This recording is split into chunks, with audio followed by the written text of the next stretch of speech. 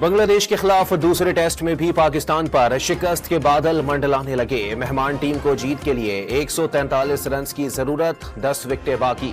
خراب روشنی کے باعث چوتھے دن کا کھیل وقت سے پہلے ختم۔ چیف جسٹس پاکستان قاضی فائز عیسیٰ مدت ملازمت میں توسیع کے خواہش مند نہیں۔ ایکسٹینشن کے موضوع کو بار بار چھیڑنا مناسب نہیں، وفاقی وزیر قانون اعظم نذیر تارڑ نے واضح کر دیا۔ ملک میں مہنگائی کی شرح تقریباً 3 سال بعد سنگل ڈیجٹ میں آ گئی۔ گزشتہ ماہ شرح 9.64% رہی۔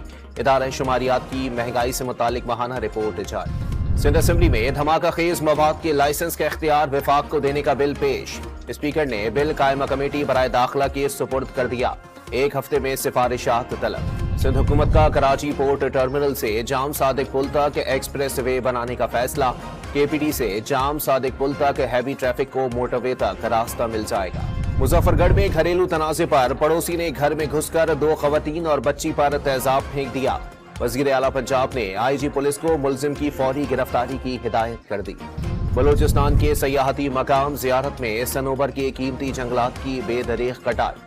شہریوں نے اعلیٰ حکام سے قیمتی جنگلات بچانے کے لیے نوٹس کا مطالبہ کر دیا۔ اور لاہور کے مختلف علاقوں میں ہلکی بارش۔ پی ڈی ایم اے نے پنجاب کے دریاؤں میں کل اور پرسوں موسلادھار بارشوں کے باعث طغیانی کا خدشہ ظاہر کر دیا۔